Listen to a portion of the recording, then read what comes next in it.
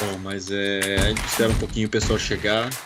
Queria só aproveitar já e agradecer o pessoal que está aí, Camila, Yane, Léo, legal, o pessoal da VMV também, Bruna, Pri, também tem a Tiane. Então, assim, obrigado pela presença de todo mundo. Já adiantando para vocês que estão aqui que a ideia é bate-papo mesmo, então tragam as perguntas, dúvidas, se quiserem colocar algum case de vocês real, ou do chat, ou perguntar. Acho que enriquece bem. A gente vai aqui trazer algum da nossa experiência, mas acho que sempre enriquece discutir casos reais, né? A gente traz exemplos, mas nada melhor que o exemplo de vocês mesmos, tá? Então, só para dar essa abertura para todos. Esse assunto aqui é poderoso, tá? Porque de todos os assuntos que a gente falou, ele é o que mais está fora do radar, né, da internet, de recursos. Tipo assim, não tem como as pessoas procurarem a discussão sobre estrutura de venda. Não existe nada, nenhum lugar que fale sobre isso, né? Muita gente é da religião da house, muita gente é da religião da imobiliária, outros são da religião do online, mas ninguém está discutindo prós e contras do geral, né, que é nosso intuito aqui. Então, acho que gravado também muita gente vai poder ver e agradeço aí. Estou vendo que tem alguns clientes nossos aqui também, conheço alguns nomes. Oi, gente. Então, beleza, vamos dar mais um minutinho começando? Isso aí. Está à disposição já. Uhum. Pessoal também que não falou aqui, se quiser colocar até no chat, da onde que vocês são, qual empresa também, fica à vontade para a gente saber. Isso é sempre bom. Até fala o segmento, né? Porque essa questão da estrutura comercial que o Marcelo falou acaba influenciando também o segmento, influenciando a região, né? A gente sabe que tem algumas regiões que têm uma força maior de imobiliárias, então é importante ter uma estrutura bem legal para trabalhar com parcerias, né? Então acho que isso também influencia bastante. Bom, quando vocês quiserem iniciar, fique à vontade, tá? Eu estou aqui nos bastidores de apoio e espero que todo mundo aproveite ao máximo aí a oportunidade de estar falando diretamente com o Vini, com o Marcelo, que é sempre, né, uma inspiração e uma sorte também de quem tem, né, esse canal aqui aberto, né, para ficar fazendo essa troca direta aqui. Então, aproveitem bastante. Obrigado, Valeu. André. Começa aí, Volta. Vocês vão saber. Vou começar a falar 15 minutos, parar aqui, aí depois você falar. Na verdade é o seguinte, gente, a gente não preparou nada didático aqui, justamente para a gente focar no dia a dia, né? Então, assim, normalmente no nosso dia a dia a gente já faz isso 2, 3, 4, 5 vezes, que é, né, discutir qual que é a melhor estrutura comercial para vender o produto. Então, como é que eu vou falar? Como é que eu vou começar isso, gente? Temos vários tipos. Vamos falar da incorporadora que ela. Vamos começar a fazer o storytelling da incorporadora que ela acabou de começar. Ou ela fez um Minha Casa Minha Vida, ou ela fez um pequeno loteamento, que eu acho que a gente deve destacar esse assunto, né? Porque o edifício do loteamento ele é diferente. Ou ele está fazendo o primeiro alto padrão dele, que ainda com VGV pequeno, porque ninguém começa com um lançamento de 300 milhões. O que acontece? Todo mundo começa com uma estrutura comercial pequena, na verdade, estrutura comercial nenhuma. É o dono da incorporadora com aquele corretor que ele teve confiança, muitas vezes um parente dele. Aí você vai ver, porque a gente tem clientes de todo segmento, né? Então a gente pode ver que assim, 80-20 é sempre assim. Começou, é um engenheiro, né? Estou falando assim da persona, nem sempre é um engenheiro, mas vai ter o corretor, que é o corretor de confiança. Aquele corretor de confiança virou um gestor. O gestor, ele não tem clareza, muitas vezes, sobre o que ele tem que fazer, uma vez que não existe uma universidade de gestores, fica aí a dica para todo mundo, aí já falaram para a gente várias vezes para fazer essa universidade de gestores, a gente acabou não fazendo, focando em outras coisas. Mas qual que é o problema disso, gente? Muitas incorporadoras, inclusive as que eu conversei hoje, chegaram a 300, 400, 500 milhões de reais de venda ano, sem saber exatamente como ela chegou naquela estrutura. Por quê? Porque ela cresceu ou com um gestor interno que foi buscando no mercado, foi buscando a imobiliária, foi buscando os corretores embaixo, aí de repente achou um CRM que era bom e foi criando artesanalmente. Fazendo um paralelo com a indústria, por exemplo, se a gente fala assim, eu preciso fazer uma indústria têxtil, vai ter uma empreiteira, uma empresa de engenharia que vai fazer a planta da sua indústria têxtil e vai colocar os equipamentos e pensar no processo, vai pensar no fluxo daquela indústria. Do mesmo jeito do canteiro de obra, né? Eu preciso ter uma almoxarifada, eu preciso ter o hidráulico, eu preciso chegar com a hidrelétrica na hora da elétrica, eu preciso fazer a terraplenagem. Esse processo, esse procedimento, essa visão de passo a passo, falta hoje no mercado imobiliário, nas pequenas e médias incorporadoras. As grandes, enormes, já têm uma visão processual. Tá? Essa visão No ela foi comercial, né? no comercial. Aqui a gente não está falando só do comercial. Qual Exato. que é o ponto negativo disso, gente?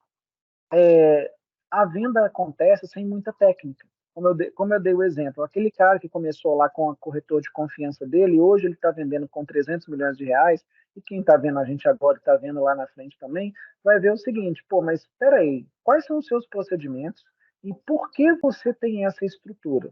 Aí a gente vai começando a falar, por exemplo, Minha Casa Minha Vida, gente, a estatística Brasil é que 70% das vendas vem das houses de vendas, aproximadamente 65%, 72% vem das houses de venda e 30% vem do canal de parcerias. Aí a gente já começa a trazer alguns debates, que é o seguinte: se eu sou uma empresa de Minha Casa Minha Vida e trabalho só com imobiliárias parceiras, eu estou bem contra a média Brasil. Ou seja, se eu estou fazendo 30 vendas, quer dizer que eu poderia fazer 100 vendas? É, o que diz de forma quase burra o indicador é isso. E toda vez que a gente coloca à prova isso, ele nos mostra. Tá? E a mesma coisa, por exemplo, eu tenho uma empresa de loteamentos, faço loteamentos em vários locais do Brasil. E as empresas de loteamento, gente, elas sempre trabalham com um canal de parceria, pelo motivo de elas não estarem no mesmo localização sempre. Então é impossível você montar uma house em Mato Grosso, depois de 6 meses você montar uma house em São Paulo, depois de 6 meses você montar uma house em outro lugar de São Paulo, em Barueri. Então, por isso elas trabalham. Então, para que a gente já tenha iniciando aqui nessa conversa, gente, o médio alto padrão, ele precisa das imobiliárias, porque a imobiliária tem carteira, as imobiliárias têm investidores. E a gente fazendo lead na internet, ninguém clica no anúncio de internet, estou falando em termos gerais, naturalmente, ninguém clica no anúncio de internet e fala assim, eu vou comprar esse apartamento de 35 milhões em Balneário. Não é assim, é uma venda de relacionamento. Então, o médio alto padrão, ele trabalha ao contrário, é 70-30, 70 imobiliário, 30 house, o Minha Casa Minha Vida, 70 house, 30 imobiliário e os loteamentos, né, os bairros planejados, loteamentos abertos também, eles trabalham necessariamente com imobiliária. Pode ter house de vendas, a gente recomenda profundamente, se você tiver um produto ou uma cidade específica, com certeza, mas a gente tem que falar o que funciona mais para esse segmento. E aí, antes de eu passar para o Vinícius, eu já falei o que é o geral, ou seja, o que acontece com mais normalidade no Brasil, e agora os pontos positivos e negativos. Tá? Eu acho que o debate aqui a gente deve se estender muito nessa parte do que é positivo e do que é negativo. A primeira coisa a gente é fã de house? É fã de house, sim. Pelo motivo seguinte, a inteligência imobiliária não estará na sua imobiliária parceira. Eu falo isso com tranquilidade, tem dezenas de donos de imobiliário amigo nosso, mas por uma questão simples. Existe uma questão que chama conflito de interesse. O dono da incorporadora não é o dono da imobiliária. Então, são empresas diferentes, com matrizes financeiras diferentes. Então, observem. Como a gente está falando de estrutura de venda, a gente tem que baixar a lupa no assunto imobiliário. A imobiliária, ela recebe aproximadamente 5%. Né? A gente já tem a 6, 3,5%, 4%, mas normalmente é 5%. Desses 5%, gente, um e pouquinho, né? Existem muitas variações no Brasil, mas estou falando de grosso modo, um e pouquinho vai para o corretor, mas aproximadamente 1% vai para coordenador e gestor, e sobra para essa imobiliária menos de 2%, para ela trazer lucro para os sócios, remunerar a diretoria, que não está ligada diretamente ao produto, e pagar custo fixo. Então, vocês podem ver que o modelo financeiro da imobiliária ele já é de muita escassez. Então, você acha que a imobiliária ela vai ficar te trazendo inteligência e ficar fazendo várias reuniões sobre o seu produto? Raramente. Por quê? Porque o modelo dela é vender muito e vender no produto mais fácil. Porque se a imobiliária abraçar um produto que está horroroso de venda, ela quebra. Eu, se fosse dono de imobiliária, não faria isso. Porque todos os donos de sucesso de imobiliária têm faro bom e técnica bom. Falar, se o produto não está performando, sai fora do produto. Aí você já começa a olhar qual que é a melhor estrutura de vendas para mim. Aí eu vou dar 2 exemplos e já falar para o Vinícius, por exemplo. Pô, eu sou uma incorporadora pequena, isso é interessante, tá? Eu sou uma incorporadora pequena, tenho lá 30 milhões de VGV ano, 40 milhões de VGV ano em São Paulo, que é a cidade com maiores VGVs da América Latina, provavelmente. Vocês acham que alguma imobiliária vai querer trabalhar com vocês? Nenhuma, gente. Nenhuma. Tá? A imobiliária, ela está o interesse da imobiliária, aqui a gente vai soltar algumas máximas aí, algumas inventadas agora, mas como essa, mas elas servem como baliza para a conversa. A intenção de trabalhar da imobiliária, ela está diretamente relacionada à liquidez do produto, que é inclusive um termo que as imobiliárias gostam de falar, e está diretamente proporcional também ao tamanho do seu estoque.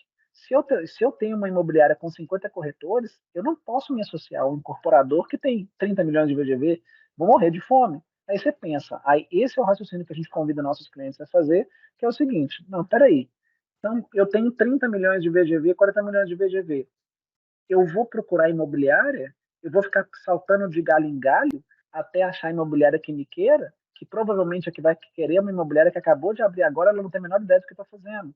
Então é o seguinte, qual que é o caminho do cara pequeno? O caminho do cara pequeno é ter house. Por mais troncha e pequena que seja, é uma equipe que ele está desenvolvendo para vender o produto antes dele ser famoso. E o contrário também existe. Eu sou uma incorporadora enorme, eu tenho 2 bilhões de lançamento ano, qual que dá menos trabalho para a gente? Montar uma house ou trabalhar com canal de parcerias? Quando eu chego em qualquer cidade do país e falo assim, gente, eu tenho 500 milhões para lançar, todas as imobiliárias da cidade, exceto São Paulo, que 500 milhões já não é tanto dinheiro para São Paulo, todas as imobiliárias da cidade vão parar para me ouvir. Falar assim, estou lançando isso, isso, isso, quem quer trabalhar? Todo mundo vai levantar o braço. De forma que, para você, montar uma house de venda é importante. Não para vender imediatamente, porque você vai vender tendo um grande estoque, porque todas as imobiliárias vão querer, mas você vai vender sem inteligência. Você vai ter uma curva de venda, vai vender, vai vender. Na hora que a sua venda parar nos produtos, as imobiliárias vão dar tchau e procurar outro lançamento. Nesse momento, se você não tiver house, você não sabe por que não vendeu, você não sabe quanto está o custo da operação, porque a imobiliária toda você está pagando só 5%, fazendo marketing, você não tem clareza do processo. E esses são os pontos que a gente aborda muito. Quer falar um pouquinho, Vinícius? Vamos lá. Esse ponto que o Volker está falando justamente da imobiliária demandar esse volume de VGV, né, para ela poder realmente comprar aquilo, porque ela vai, é o que o Volker falou, para ela mobilizar a equipe, né, para ficar no plantão, para fazer um trabalho, ela tem que ter um retorno para justificar. Então, acaba de fato sendo necessário um volume maior de VGV. Mas um outro ponto também muito importante, aí esse impacta tanto house quanto imobiliária, é você não ter hiato de lançamento. Tá? Então, esse é um ponto bem importante. Você estrutura uma house, e mais que ela seja um VGV super legal, você estruturou uma house, e você vai ficar um tempo sem lançar, vai ficar sem produto na prateleira, cara, você vai perder sua house. O corretor, ele ganha comissão. Não adianta, se você ficar sem produto, o cara fica sem salário. Ele morre de fome. Então, ele vai ter que sair, ele vai ter que procurar outra coisa. Então, você estrutura totalmente a house. Então, é problemático você ter house se você tem hiatos de lançamento. Porque aí, se você vai estrutura house, perde todo mundo. Estrutura house, perde todo mundo. Isso não faz sentido. É um esforço muito grande. A house, ela tem um tempo, né, de maturidade, ela tem um tempo de processo que ela demora para performar no ponto ótimo. É difícil achar corretor, não é um processo tão fácil, né? Então, esse é um pouco mais complicado. Se você está trabalhando com as imobiliárias, como o Volker falou, é claro, no lançamento eles pegam, assim que tiver pouco produto, eles já conseguem, na verdade, buscar o próximo lançamento, só que eles te largam na mão com aquele restinho de estoque, você vai ter que se virar um pouquinho, porque eles estão interessados no volume mais alto ali, tá? Antes de continuar, acho que alguém levantou a mão, onde quer dar a palavra, Juliano, se quiser falar aí, pode ficar à vontade. Juliano.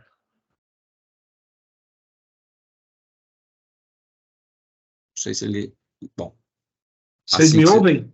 Agora sim. E aí, tudo bom? Tudo jóia. Tudo jóia. Primeiro, uma satisfação enorme estar aqui com vocês, tá?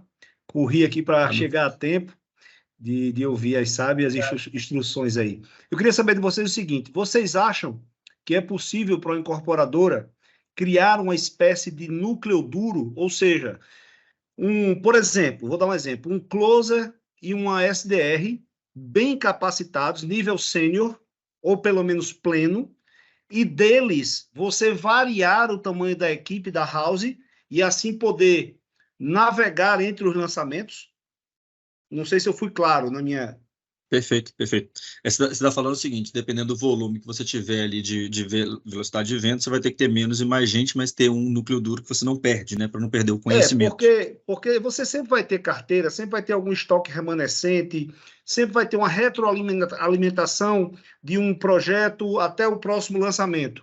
É possível, você acha que é possível ter 2 pessoas muito bem capacitadas, até para isso não ficar sempre nas costas do diretor ou do gestor, né? Ter essas pessoas capazes de multiplicar uma equipe para um lançamento. O que vocês acham disso? Sim, É uma boa ideia, não é? perfeito. Esse, na verdade, tem muito a ver com esse ponto que eu estava falando, justamente você ter os hiatos, você perder equipe, né? Então, assim, você tem que ter, mesmo você tentando manter esse núcleo duro, tá, Juliano?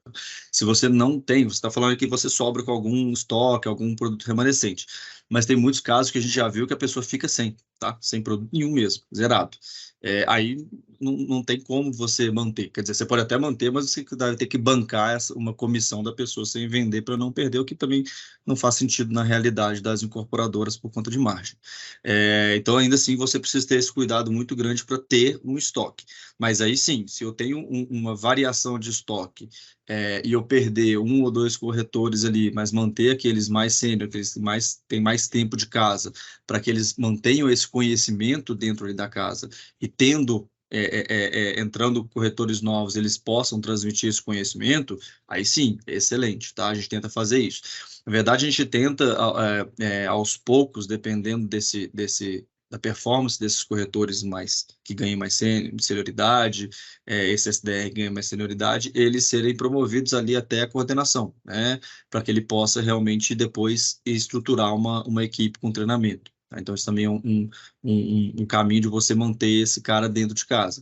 E aí, como coordenador, ele vai ter pelo menos um salário maior, né, um base ali, para ele não ficar dependendo somente de comissão. Então, o ideal é que esse cara, ele acaba sendo até promovido, dependendo do nível de escassez que você tem de produto ali. Tá? Esse é o melhor cenário, tá? Então, assim, isso é o que acontece, até a gente tem clientes de incorporadora muito grande, que o cara tem 150 corretores, teve algum problema no pipeline de lançamentos aqui, que ele chegou até 20. Só que quando ele chegou a ter 20, 15 corretores saindo de 150, quem que era a alma da incorporadora? Era essa gestão, eram essas pessoas. Então, assim, sendo gestores ou não, esse corretor que você tem e esse SDR que você tem vão ser líderes, de qualquer maneira. Ele vai ser líder da cultura da empresa, em último caso. Entendeu? Talvez ele não seja gestor, porque ele pode ser que ele não tenha a capacidade de gestão. Né? Tem muita gente que tem mais vocação para gerir pessoas, tem pessoas que têm mais vocação para ser especialista naquele segmento. Então, sendo gestores ou especialistas, eles vão ser 2 colaboradores que vão levantar a bandeira da empresa. E dentro desse cenário, você vai poder navegar entre house de venda e imobiliárias. Por quê? Isso que é interessante, né? Então, assim, existem pessoas que se falam assim, não, eu montei house, a gente está cansado de ver isso, né? Eu montei house de venda e deu errado. Pode falar, Vinícius. Não, pode ser complementar. Tem pessoas que falam assim, que eu montei uma house de venda, deu errado. Mas do mesmo jeito tem pessoas que falam assim, eu não aguento trabalhar com imobiliária. Gente, não é nem barro, nem tijolo, nem ao céu, nem à terra. Tipo assim, montar house é uma experiência necessária, acredito que para qualquer incorporador, sim.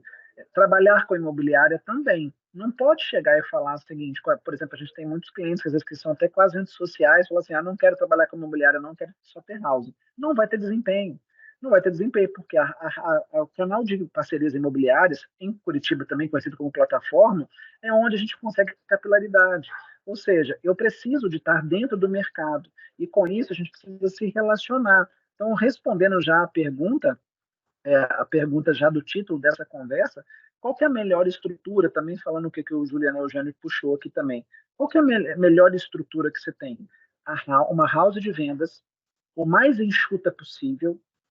O enxuta não quer dizer aquela pequena, não. Nós temos clientes aí com house de vendas com 100, 150 que a gente consegue enxuta. Por quê? Porque a produtividade por corretor, por equipe é alta.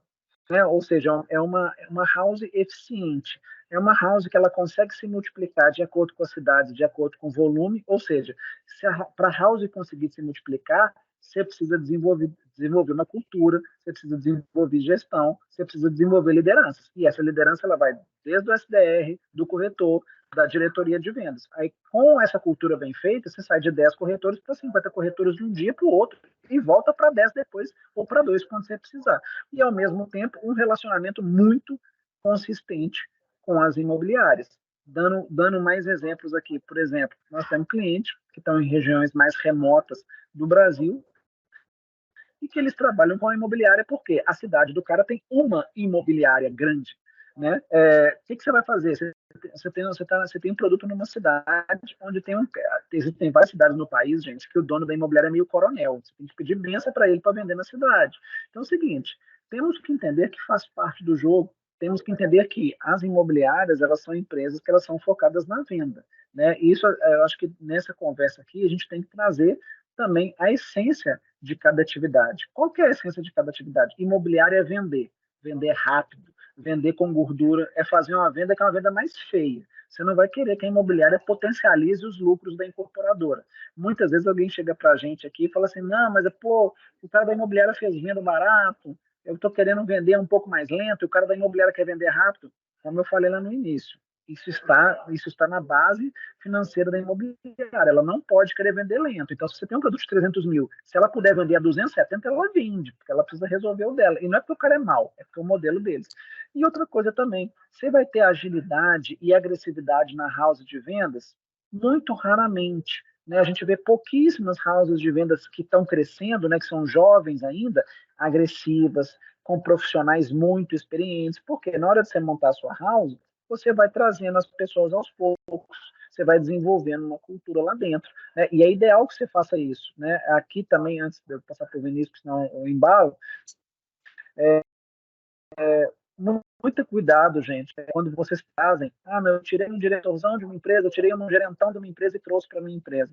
Normalmente isso não dá certo. Tá? Por quê? Porque o profissional que está na sua house de venda, principalmente da gestão, diretor de house, coordenador de house, gerente de house, são pessoas que devem crescer junto da empresa e devem carregar a cultura da empresa. Normalmente, quando você traz um cara de outra empresa, ele vai trazer mais vício do que qualidade. Lógico, é importante fazer esse exchange de profissionais, mas as houses que a gente conhece com mais resultado, com mais consistência, Formados internamente. que foram formadas. Então, isso é assim, é unânime. Tá? Então, assim, a gente já fez essa experiência, a gente vê isso acontecendo. Quando você vai querer trazer aquele bruxão das vendas, não, porque eu sou o bruxão, vou trazer 50 corretores, não sei o que, tantos gerentes e tal, normalmente é voo de galinha.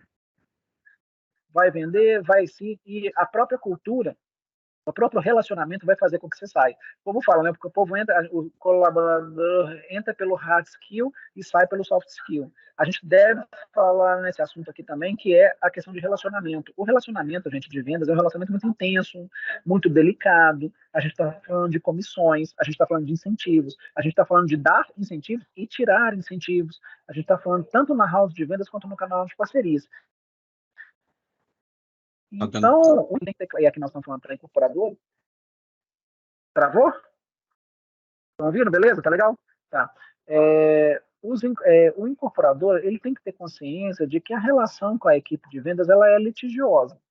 Né? Uma vez que ela é litigiosa, a gente tem que procurar manter a salubridade dessas relações. Ou seja, eu tenho que desenvolver colaborações dentro da minha house que tem um mínimo de inteligência emocional para poder tocar uma operação, porque quanto mais tem dinheiro envolvido, mais os ânimos ficam à flor da pele. E a mesma coisa no relacionamento com as imobiliárias. Aqui falando sobre relacionamento, imobiliária é um termo mais forte, porque o nosso processo de venda com a house ele é técnico. A gente contrata pessoas, autônomos ou seletistas, gostamos muito de seletista, que eu acho que é um modelo, eu vou pedir para o Vinícius falar aqui daqui a pouco, mas com imobiliária, todo o processo assim, nível Brasil, ele é um processo relacional. A imobiliária, se ela não quiser, se não, a banana e sai. Então é o seguinte, a gente tem que saber que a melhor expertise para se relacionar com as imobiliárias é a inteligência de fomentar e incentivar o seu produto lá dentro, mas principalmente a inteligência de dirimir as avanças entre a incorporadora e a imobiliária e as imobiliárias entre si. A gente vê muita gente perdendo espaço junto ao canal de parcerias, ou plataforma em Curitiba e no Sul, de maneira geral, pela falta de conhecimento de que a imobiliária ela é movida a relacionamento, ela é movida a dinheiro, mas como ela não é um ente conectado na incorporadora, ou seja, ela não segue um processo específico, ela segue os próprios processos, os próprios interesses com os profissionais que são, em sua maioria, extrema, autônomos, né? A gente ainda não tem imobiliários no Brasil com equipes significativas de seletistas. Como a gente está trabalhando com autônomo um tempo inteiro, Eu tenho que ter um plano de trabalho para relacionar com esses caras. Então, como que eu incentivo o trabalho da imobiliária? Né? Eu gosto desse exemplo que ele é esdrúxulo, porque ele exemplifica o que a gente faz, que é o seguinte: nós temos que pagar churrasco para eles, nós temos que fazer, não, você vai vender e vai ganhar 0,5% a mais. A gente não vai falar para ele que para ele trabalhar bem, ele precisa entrar, ele vai entrar no nosso CRM, ele vai ter um workflow maravilhoso, e que ele vai poder. Isso é importante, gente? Isso movimenta o coração da imobiliária? Não movimenta. O que movimenta o coração da imobiliária, de fato, é o relacionamento e a imagem que você desenvolve. Isso você precisa fazer na house de vendas? Menos. E fala um pouquinho da sua visão, Vinícius, e como é a relação com o CLT. Beleza, eu acabei de voltar que tinha caído a internet, peço desculpas. Então, até para pensar nesses modelos de house, né? A gente tem diversos modelos de house. Quando a gente fala house, não existe uma regra única, né? Na verdade, a gente tem a mais tradicional, que todo mundo conhece, que são com os corretores autônomos, né? Que eu não sei se você já entrou nesse detalhe, porque eu fiquei uns minutinhos caídos aí, mas a gente tem a parte dos corretores autônomos, que é a mais tradicional. Você pegar corretores de mercado para poder compor essa house. Qual que é o desafio dos corretores autônomos, né? Primeiro é a rotatividade, é muito grande. Você, enfim, tem muito assédio do mercado, vai para imobiliária, que tem mais produto, então você tem uma dificuldade de rotatividade muito grande.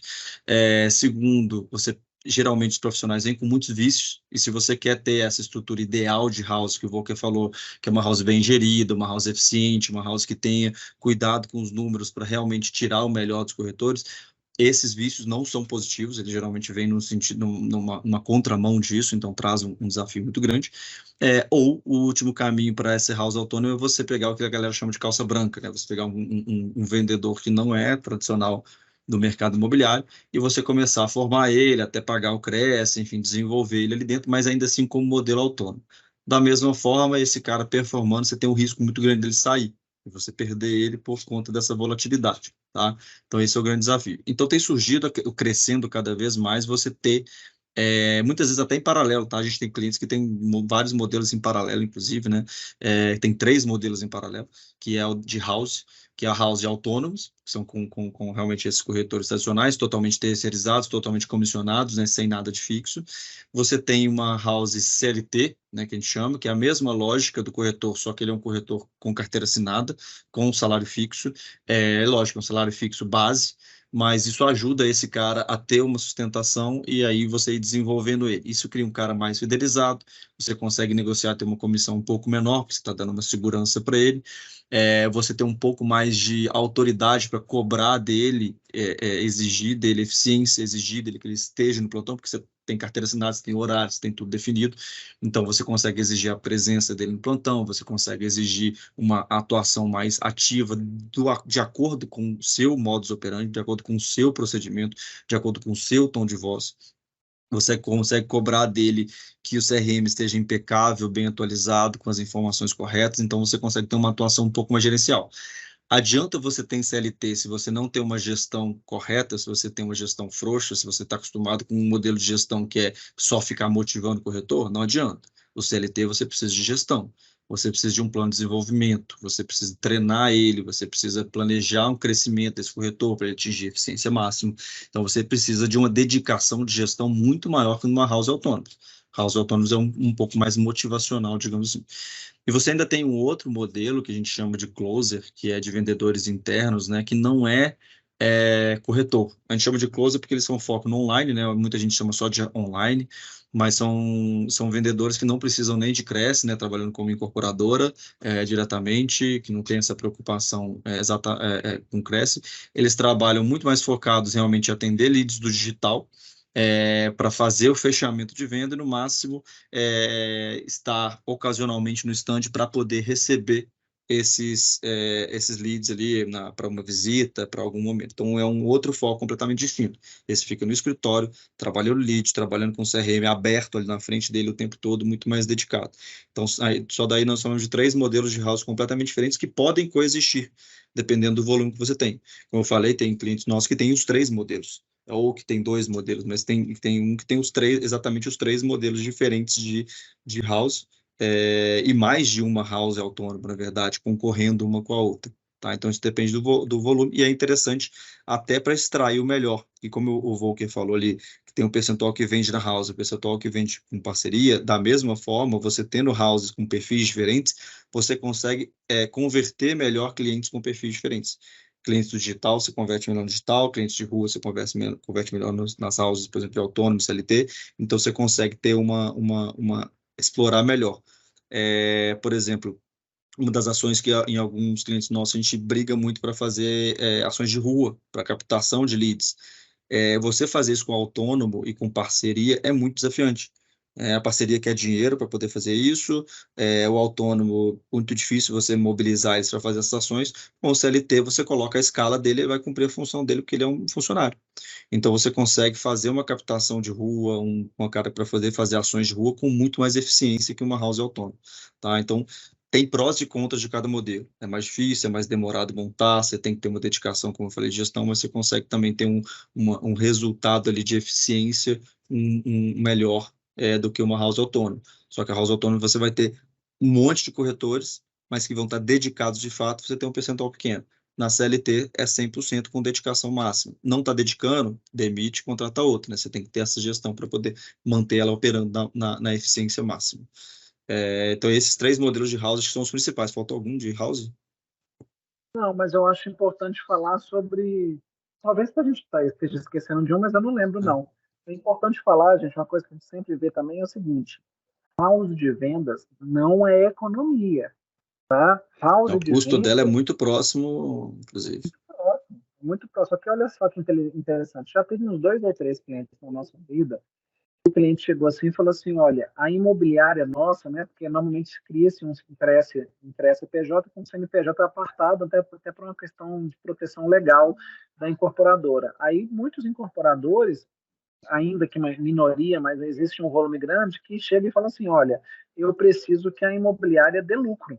Né? Eu preciso que a imobiliária me remunere de fazer com que ela exista. Ou seja, a incorporadora paga a imobiliária e a imobiliária tem um modelo de negócio que dá lucro. Como eu falei, gente, lá no início, o modelo geral de negócio da imobiliária, que trabalha só lançamento, porque as outras imobiliárias ela ganham dinheiro como? Vendendo terreno, fazendo aluguel, fazendo outros tipos de catira, vendendo seguro. O modelo seguro de financiamento de imobiliária, ele é plural. Quando a imobiliária trabalha só com lançamento, ela tem que ser realmente carniceira para que ela dê lucro. Ou seja, o incorporador que monta uma imobiliária também conhecida como house, ele não vai ter lucro com ela. Se ele busca lucro com ela, ele já está começando muito errado. O que a gente vai ganhar com a house? Como o Vinícius falou, inteligência, fidelidade, dedicação aos produtos, mesmo quando eles estão com a velocidade ruim.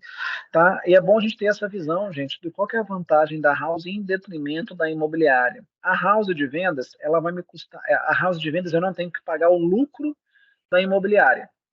A house de vendas, eu não tenho que pagar a estrutura da imobiliária, eu vou pagar a minha estrutura. Isso que é interessante, porque quando você usa a imobiliária, você remunera e paga a estrutura da imobiliária, percentualmente pouco, 0,3, 0,4, 0,5, mas você está pagando. Só que você tem essa estrutura. Para que você possa ter uma incorporadora que cresce, mesmo que ela trabalhe com imobiliária, você vai precisar de CRM, você vai precisar de uma secretaria de vendas para subir contrato, fazer gestão dessa assinatura de contrato, você já vai precisar disso. Então, as houses de vendas, elas foram crescendo porque o cara pensou assim, não, eu já tenho isso tudo aqui dentro. Por que eu estou pagando o cara ter uma estrutura lá? E o principal, gente, o marketing, você está pegando todo o seu investimento de marketing e entregando para uma empresa terceira que você paga o lucro dela. Então, mais uma vez, esses são parceiros importantes? São. Mas o que é importante a house de venda? A house de venda é importante criar para que você tenha dinheiro para pagar o CRM, para que você tenha dinheiro para pagar uma pesquisa de mercado frequente, se você tem ali mais de 200 milhões de reais de lançamento ano, vale a pena você comprar uma ferramenta daquelas de pesquisa de geomarketing em tempo real, né, quase tempo real. Assim, isso, se você só trabalha com canal de parceria, você consegue. Só que o seu percentual de marketing vendas, ele vai para 9, 10, 12%. Por quê? Quando você cria o lead na sua incorporadora ali mais ou menos com 1% do VGV, se você passa para a sua house de venda, a sua cadeia de comissionamento não vai ser de 5%.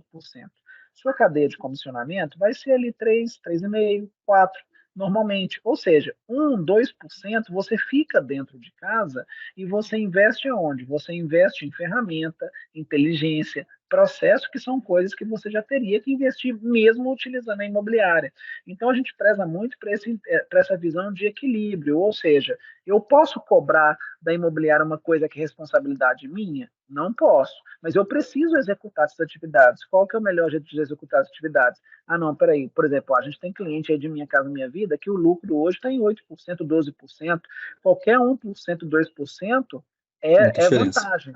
Muita diferença, né? Então, a gente, por exemplo, 1%, gente, é 10% do lucro do cara que trabalhou 5 anos no produto. É absurdo, entendeu? Então, quando a gente está falando da house de vendas, é você entender que a house não é uma concorrente da imobiliária. A house é muito o que o Juliano falou, é um núcleo duro de venda seu, ou seja, ele é o seu pulmão, ele é Ele junto consegue ajudar até a ditar a velocidade de vendas, tá, pessoal? Porque, assim, é o que se você está no imobiliário, você não consegue ter uma meta e cobrar dela que tem esse ritmo de venda. Dentro da sua equipe, você já consegue trabalhar uma meta, lógico, tem que ser uma meta factível, alinhada ao VSO, e você consegue trabalhar para estruturar ela, tanto em volume de equipe, volume de lead, para que aquela meta atinja, que você consiga ter aquele ritmo de vendas. Na imobiliária, isso fica um pouco mais livre. Tá? Antes até de passar a palavra para o Juliano, que levantou a mão ali também, só respondendo aqui, a Yane, ela comentou aqui no chat que a captação de rua, capacitação, eu imagino captação, né, de rua, geralmente tem um índice de conversão alto quando o empreendimento já não é mais lançamento, sim. Tá? De toda forma, você consegue ter uma conversão muito melhor do que, por exemplo, leads do digital. Né? Na rua, você consegue ter uma conversão muito... isso, captação. Ter uma conversão muito melhor, tá, Yane? É claro que quando você está fazendo um lançamento, o seu ritmo de vendas está maior, o seu investimento de marketing ele acompanha a velocidade de vendas, tá? Investimento de marketing é sempre acompanhando a velocidade de vendas. Então, se no início, no lançamento, você tem uma velocidade de vendas, um volume de vendas maior, ou seja, você está vendendo um VGV maior, o seu investimento de marketing naturalmente é maior. Então, você faz mais barulho, você faz uma captação de rua, chama muito mais atenção. Então, você consegue, em questão de volume, ter um resultado melhor. Isso é fato. Mas, mesmo que você tenha estoque, você fazendo uma ação de rua para captar, a conversão desse lead que você consegue captar é muito boa. É muito comum que a gente mantenha pontos de captação fixo até para justamente estar sempre renovando esses leads. Então, pô, já passou o lançamento, mas eu tenho um ponto de captação fixo ali, até muitas vezes prevendo o próximo lançamento, que vai ser na mesma região, e eu estou ali vendendo estoque e continuo mantendo um ritmo de vendas de estoque muito positivo. Agora, é o que eu falei, captação de rua, cara, house CLT, nada supera. Dá para fazer com autônomo? Dá, mas house CLT é muito melhor do que isso, tá?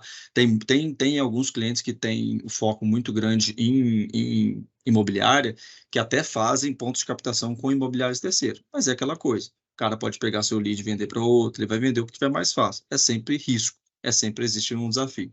Teve um caso até de um cliente nosso do Sul que ele tinha uma equipe especial de uma imobiliária que só atendia os leads dele, só vendia os produtos dele. Cara, a gente não confia nesse tipo de ação. É como o Volker falou, a estrutura financeira da imobiliária é vender. Né? Se ela tem um lead bom querendo comprar e ele não quer comprar ou não ter o perfil para você comprar o seu produto, ele vai vender outro produto ali tranquilamente. Então, esse é um risco muito grande. Então, a gente não acredita muito nisso. Quero falar ainda de um último modelo, mas, Juliano, se quiser falar, fique à vontade. Obrigado, Vinícius. Conhecendo um pouco do mercado imobiliário, nós sabemos que o corretor ele não é muito autogerenciável, né? Ou ele não é gerenciável. E assim, ele peca muito no follow-up do cliente e também no conhecimento sobre o produto. Então é muito difícil o corretor ele fazer uma visita explorando o CVB, a característica, vantagem e benefício do produto como um todo. A pergunta que eu gostaria de fazer é a seguinte: é possível utilizar a SDR ou até o closer para prestar um apoio ao consultor, ao corretor? Tipo, o corretor tem um cliente, aí ele entra em contato com a incorporadora, e a gente agenda a visita no empreendimento, e a SDR vai acompanhar, fazer o follow-up dali. A visita é quando? Amanhã, tal. Depois, ela vai ligar, e aí, como é que foi a visita? com o corretor, se ela tiver o contato do cliente com o cliente, fazendo essa assessoria. A primeira pergunta é, isso, obviamente, que é bom para o resultado final. Porém, como dividir a remuneração sobre o resultado? Se a venda for fechada, obviamente que com essa assessoria eu não vou pagar 5% ao corretor. Perfeito. Eu queria que você falasse um pouco sobre isso. Só para separar ali as funções. O close ele vai fazer a venda própria, cuidar das vendas dele. Ele não tem que dar suporte nenhum para corretor. Ele é uma estrutura de vendas concorrente dos corretores autônomos, CLT, parceria. É uma estrutura de venda dele.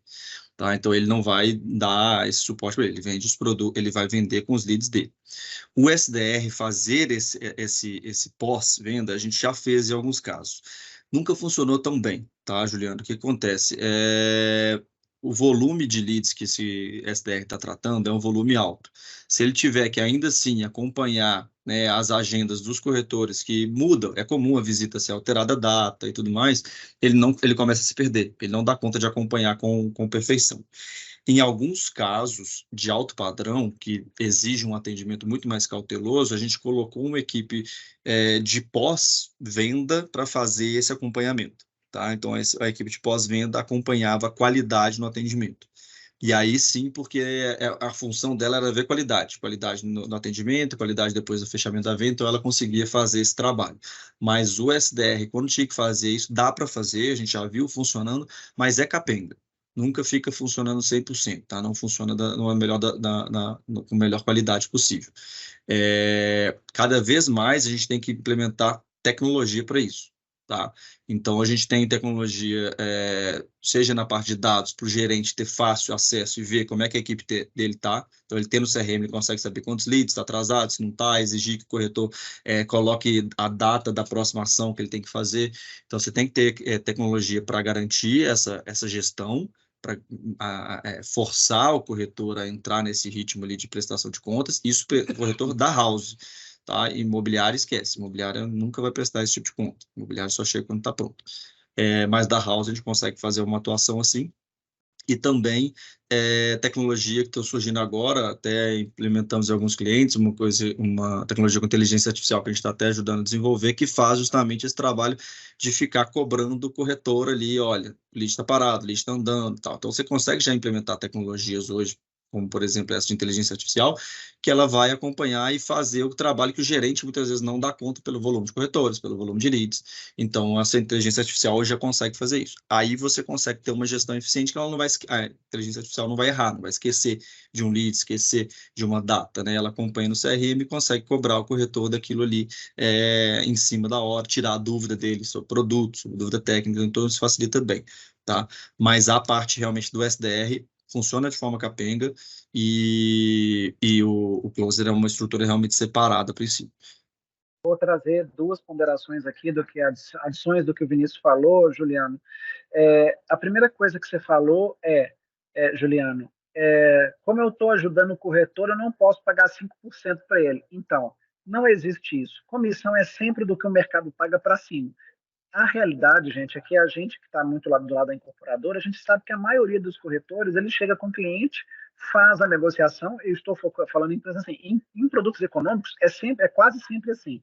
Em médio alto padrão, isso, a gente já começa a encontrar alguns corretores um pouco mais profissionais e tal, que colaboram mais com o processo. Mas, de maneira geral, a incorporadora ela tem uma responsabilidade grande de finalizar essa venda, ou seja, um gerente ele vai entrar nessa venda e tudo mais. Só que isso nunca vai representar uma diminuição da comissão do cara. Ou seja, se o cara for ganhar 5% por chegar e falar assim, ó, vendi para esse cara aqui, mas explica direito, termina de fazer a mesa para ele, infelizmente é assim. Então, a sua ideia ela é boa, mas ela tem um ponto positivo e um ponto negativo. O ponto negativo é você esbarra numa questão financeira complexa. Ou seja, você vai falar assim, pô, eu vou ter uma SDR, eu quero remunerar ela de 0,1% da venda que ela fizer. Beleza, a gente remunera a SDR. Seu SDR, o que você está falando para o SDR fazer chama follow. Isso é uma técnica que já é usada, que o SDR ele trabalha o lead e ele acompanha o lead ao longo do atendimento do corretor. Quando você faz um volume de venda, você vai ter dificuldade de fazer essa atividade. Mas é comum e a gente remunera o SDR com 0,1%, por exemplo. Então, temos vários clientes que a gente remunera com 0,1%. outro ponto que te motiva, Juliano, é o seguinte: tem uma incorporadora das mais famosas de Campinas, e também ele também está ali Sorocaba, mas em especial de Campinas, ele tem uma figura que chama especialista, tá? Que ele é o closer, que ele é CLT, ele ganha aproximadamente 4, 5 mil reais para ele finalizar a venda dos autônomos. Porque ele sabe que ele trabalha com médio e alto padrão, não trabalha com econômico, tá? Mas ele sabe que o autônomo nem sempre vai explicar corretamente o produto, nem sempre vai mostrar os diferenciais. Então ele tem uma figura que é um seletista, ganha 4, 5 mil reais. Ele ganha um percentual que eu não sei exatamente qual é, aí eu não lembro mais, que já faz um tempo que a gente trabalhou com essa incorporadora. Só que é o seguinte: esse cara vai fazer exatamente o que você está falando. Ele vai chegar para o cara do canal de parceria e falar assim: irmão, deixa eu te ajudar aqui, deixa eu finalizar esse trabalho aqui com você. Isso é o melhor dos cenários. Mas o desafio é o seguinte: aí eu volto para o que eu acabei de falar.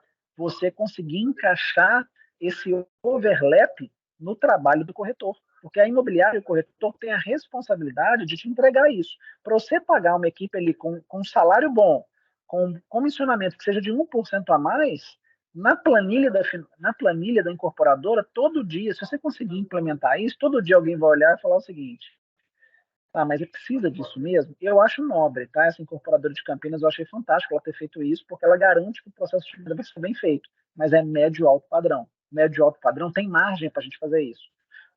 Loteamento também tem margem para fazer isso. Tá? Só que o loteamento, muitas vezes, é o contrário. Ele quer vender rápido, do jeito que der. Então, isso é interessante. A gente tem que estar abertos a novos modelos de housing, né? Porque eu acho que as houses que a gente tem hoje não vão ser as houses que a gente vai ter daqui a 10 anos, com mais tecnologia, com mais gestão, com certeza. Só que essa figura sua, que é um gestor de vendas do parceiro, ele tem função. Tá? Mas eu diria que ele não é aplicável a todos os modelos de negócio e nem a todos os modelos de gestão, porque ele precisa estar embaixo de uma empresa que tem um diretor que gosta de gestão, uma empresa que tem uma cultura clara de controle de clientes. Muitas incorporadoras no Brasil ainda estão focadas em vender e depois construir. Elas não estão focadas em experiência do cliente, não estão focadas em ter um bom processo de venda, ela quer vender do jeito que der, para dar o resultado do jeito que der. Então, acho que a sua conversa ela traz um paradigma mais complexo, que é esse paradigma da qualidade do atendimento, do controle do atendimento, e não necessariamente só do volume de vendas, né, Vinícius? Isso, exatamente. E acho que um último ponto que acho que vale a pena a gente passar também, que acho que não sei se estourou o tempo aí, graças a Deus você fala para a gente, senão a gente vai conseguindo falar. Mas tem a questão que muita gente se apoia muito em lançadoras, tá? Então isso eu acho que é um ponto legal da gente falar também nesse processo de modelos de estruturas de venda, que tem seu pró em algumas situações, mas ele tem uns pontos de atenção que eu acho que os incorporadores se esquecem muito, né? Os empreendedores, que você não tem nenhum conhecimento com você. Né? Você perde todo o conhecimento, toda a experiência, todos os dados, todo o histórico que você teve ali, isso fica na mão de um terceiro para o resto. Então, isso é um risco muito grande. Se você é um empreendedor que vai lançar um produto e pronto, não tem mais nada, é uma terra que você tem que lançar aquele produto no loteamento e acha que e é isso, ponto final, até acho nobre. Você não vai ter um trabalho, às vezes, de estruturar alguma coisa grande. Mas é muito comum incorporadoras trabalharem meses após meses com lançadoras e você nunca detém esse conhecimento, né? Isso fica fora realmente ali do seu histórico, você não monta uma equipe, você não aprende, você não evolui, fica sempre dependente de uma estrutura, e é uma estrutura que tem um segundo ponto de atenção, que é a mesma lógica da imobiliária que a gente falou quando tem grandes volumes. Enquanto tem grandes volumes, tem motivação, está todo mundo lá empenhado. No momento que você depois sobra com um estoque pequeno, não faz sentido financeiramente, né? Na matriz financeira de uma lançadora, assim como de uma imobiliária, não faz sentido ela ter uma estrutura ali para te atender. Por isso que esse modelo ele quer sempre o custo mais baixo para vender tudo no lançamento, né? Todo mundo fala, não, vendeu tudo no lançamento, como se fosse uma coisa positiva, porque é a única coisa que a estrutura suporta, fazer aquela venda de uma vez toda no lançamento. O problema é que, para vender tudo no lançamento, você está vendendo barato. Significa simplesmente isso. Né? Se você consegue cadenciar suas vendas, você consegue ter um resultado muito superior na planilha ali na última linha, com lucratividade muito maior, vendendo com aos poucos e virando tabela de acordo com o mercado. Só que isso requer uma estrutura própria, requer um relacionamento com imobiliárias e não colocar uma estrutura externa que tenha o interesse ali de pontual de fazer as vendas, tá? Então, esse é um ponto importante. Se o interesse é pontual, acho que faz sentido, mas se você tem um interesse de futuros lançamentos e realmente maximizar o lucro, existe um conflito de interesses ali muito claro, né? Então, esse é um outro tipo de estrutura também que a gente vê muito no mercado, mas que acaba gerando esse tipo de conflito. Eu acho que vale, como Munir está falando assim, como negociar com as Isso. imobiliárias que têm deck. Eu acho que eu ia falar mais ou menos isso que você está falando, viu, Munir? Estudei mais sobre isso. Tá. Não ia falar isso. Munir, as imobiliárias, elas não vão dar, de maneira geral, existem exceções, e essas exceções é o seguinte, até um pouco do que eu ia falar, tá? Gente, estão existindo imobiliárias que estão a fim de fazer bem feito, tá? De fazer com técnica. Nós temos até um cliente lá no Nordeste, que é um cara que está focado em dados, focado em técnica. Tem algumas imobiliárias grandes aí também que estão buscando isso. Então, a questão é o seguinte, a gente tem que entender, que fala assim, por exemplo, a imobiliária grande tem custo fixo, vai querer ser bruxão de lançamento, quer pegar o filé e ir embora, porque ele precisa disso para viver.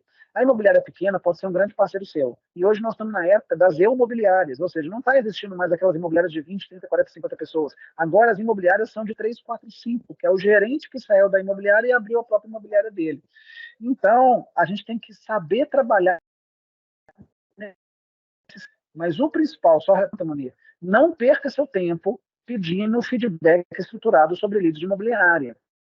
Isso não está na estrutura do trabalho deles. Tá? Eles, normalmente, na nossa história de trabalho, centenas, talvez milhares de imobiliários que a gente já trabalhou, nenhuma teve a capacidade de fazer essa estruturação. Por quê? Aí eu posso responder com facilidade. As incorporadoras que vivem disso, elas estão começando a ter uma visão estruturada do processo. Né? As imobiliárias, pelo motivo exclusivo da matriz financeira delas, elas não têm vascularidade financeira para investir em inteligência. Então, o avanço técnico das incorporadoras ele é muito mais rápido e muito mais alto do que as das imobiliárias. Então, se você está pedindo para a imobiliária o feedback estruturado de leads, quer dizer que você está pedindo para um ente estruturado de 10 anos atrás, porque existe um gap técnico entre as imobiliárias e a incorporadora no geral pelo motivo de funding. A incorporadora tem como pôr 2, 3% do VGV ali para ter técnica, CRM e processo. Tá? Então é o seguinte, se você quer feedbacks estruturados, tenha house. Pode falar, Vinícius. Só acrescentar uma coisa nisso que o Munir nos perguntou, é o seguinte, a gente também tem um desafio da questão de uso de sistema, tá, Munir? Tem até algumas cidades onde tem os CRMs que o pessoal tem muita facilidade de usar, que as imobiliárias até usam, mas a imobiliária tem o CRM dela e o corretor dela não vai preencher um outro CRM, que é o da incorporadora. Isso traz um desafio muito grande também. Então, mesmo que ele cadastre o lead ali dentro do CRM da incorporadora, que o lead entrou pelo CRM da incorporadora e mandou para ele vai trabalhar dentro do CRM do chefe dele, né, que é o da imobiliária. Então, dificilmente ele vai ficar atualizando em 2 sistemas, tá? E quando atualiza, que é para descartar um lead, ele coloca geralmente a primeira opção, né? A gente brinca lá, até teve um tempo atrás, a gente brincou até com a hotelaria, que a gente atende muito, que o lugar que mais tem turista é o Acre, que era o primeiro da lista que o cara selecionava. O cara não tem paciência para selecionar o certo. É a mesma coisa acontece com descarte. O corretor vai lá, pega o primeiro item de descarte, coloca e pronto, acabou. A gente já fez esse teste, a gente mudou a ordem dos motivos de descarte de uma incorporadora para testar e, de repente, outro descarte passou a ser o primeiro, o maior volume, porque ele era o primeiro da lista. Isso é fato. Eles descartam o primeiro e pronto, acabou. Então, assim, essa exigência deles darem os dados tem essa outra barreira. E aí, como eu estava falando até eu estava respondendo ali para o Juliano da inteligência artificial, a gente está tentando aplicar isso no incorporadora justamente para solucionar, ou seja, se eu colocar no WhatsApp fácil para ele essa comunicação, dele poder descartar, dele poder atualizar, dele poder mudar os dados ali direto do WhatsApp, tem melhorado. Vai ficar perfeito, maravilhoso? Jamais. É o que o Volker falou, não dá para exigir isso da imobiliária, mas melhorou muito a qualidade da informação, pelo menos alguns descartes, justamente porque você colocou ali na mão dele no WhatsApp, que é a ferramenta que ele usa todo dia. Então, isso facilitou. Tá? Então, quando você facilita do lado, você até consegue melhorar um pouquinho da informação. Mas, por exemplo, se ele tiver que cadastrar o lead, esse tipo de coisa, aí já é uma barreira um pouco maior que a gente vai ter, até porque ele é muito protetor desse lead, né? Ele tem com medo de colocar esse lead roubar, então tem esses desafios aí também nessa dinâmica com os imobiliários. Queria aproveitar os últimos 2 minutos para a gente trazer um overview aqui do ponto positivo e negativo de cada estrutura, gente. Então, você me corrige aí se eu esqueci de alguma coisa, Vinícius. House de vendas, gente. Pontos positivos da house de venda. Exclusividade, né, quase sempre, né, a gente presume a exclusividade, mas exclusividade, dedicação e foco no seu produto, mesmo que seu produto não seja atraente, tá? Qual que é o ponto negativo? Qual que é o ponto negativo da house? Você precisa encarar a gestão da house. É uma empresa nova que você está abrindo, precisa de gerente, precisa de atenção, precisa dar trabalho, não é fácil. E, normalmente, a sua equipe não vai ter a penetração de mercado que as imobiliárias têm, principalmente se você está começando ou se sua house é pequena. Então, ela traz inteligência, mas ela não te traz penetração. As imobiliárias, gente, qual que é o ponto positivo das imobiliárias? E lembrando que a gente tem 2 tipos de imobiliárias: as imobiliárias que trabalham lançamentos e a imobiliária que faz o lançamento imobiliário, ou seja, a lançadora, como o Vinícius falou, que é uma imobiliária, ela pega tudo para fazer. Ela é a sua inteligência de vendas, que em último grau vai ser uma imobiliária focada em vender aquele lançamento e, como o nome diz, ela vai vender o lançamento e não vai vender o estoque. Então, se você tem um produto cuja velocidade de venda é ruim e vai ser praticamente sempre estoque, ela praticamente não vai fazer nada para você, porque ela vai focar ali naqueles primeiros 90 dias, que é inclusive o contrato padrão das lançadoras que a gente trabalha. Então, é o seguinte, ponto positivo das imobiliárias: elas têm profissionais experientes, profissionais com maldade. Isso faz muita diferença, porque essa malícia do mercado nos faz muita falta, tá, nas houses de venda. Penetração e maldade, né, e conhecer muito o mercado. Então, se você está em outra cidade, né, a cultura você não entende, é importante trabalhar com uma imobiliária, com uma lançadora, porque você vai ser o vacilão do mercado. Então, você precisa de um apoio local. Ponto negativo: você não tem visão sobre o que está acontecendo, você não tem inteligência e você não tem fidelidade e você muitas vezes não tem foco se seu produto não está atraente, tá? Então, assim, esses são os prós e contras, gente, que a gente não tem como escolher. Nós vamos ter que navegar em torno desses prós e contras, tanto na house de venda quanto nas imobiliárias. Por exemplo, na house, eu vou diminuir, por exemplo, na house nós temos passivo. A gente contrata gerente, contrata secretária, contrata ferramenta, a gente começa a criar custo fixo.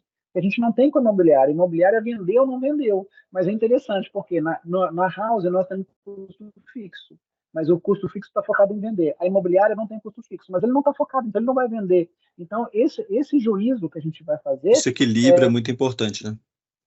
Eu acho que o final é o equilíbrio, e a gente tem que ser especialista em tudo. Não dá para você escolher, eu sou fã da house, sou fã da imobiliária. Você tem que estar aberto a todos os modelos. E só não acreditar na crença que a gente ouve muito, tá, pessoal, de que aqui o que funciona é imobiliário. Beleza. Funciona os dois, sempre dá para você equilibrar, sempre dá para trabalhar. Aqui imobiliário não funciona. Cara, funciona. Fazer umas parcerias é importante, capilariza, é muito bom. Então não dá para acreditar nessas. Talvez você tenha uma regra diferente de 30, 70, diferente do restante do Brasil, mas ainda assim você consegue equilibrar bem com essas 2 estruturas. Agradeço, Gra. Já estouramos o tempo aí. Nossa. A gente está à disposição. Muito obrigado. Nossa, eu que agradeço. Eu acho que a gente seguiria aí por mais, no mínimo, 1 hora, né? Porque tem bastante assunto aí para explorar, né? Eu que gostaria de agradecer aí o Marcelo e o Vini, que toparam aí vir fazer esses 3 talks, né? Outubro, novembro e dezembro, né? Todo mês a gente trouxe um talk relacionado a esse tema aí, esse universo aí, para estar discutindo aqui com a comunidade. Mas ano que vem vai ter mais, né, Vini e Marcelo? Isso aí, estamos sempre à disposição. É sempre um prazer estar compartilhando com vocês. E daí, a discussão não finaliza aqui. Vocês podem depois lá junto na gravação, compartilhar suas dúvidas, suas reflexões também, e a gente segue a discussão por lá. Tá Isso bom? aí, quem tiver de dúvida, coloca lá que a gente fica à disposição para responder, pessoal. E boas festas aí para vocês, pessoal. Aproveitem o final do ano e muito sucesso em 2024. Maravilha, pessoal. Obrigado, viu? Tchau, tchau. Boa tarde. Tchau. Tchau.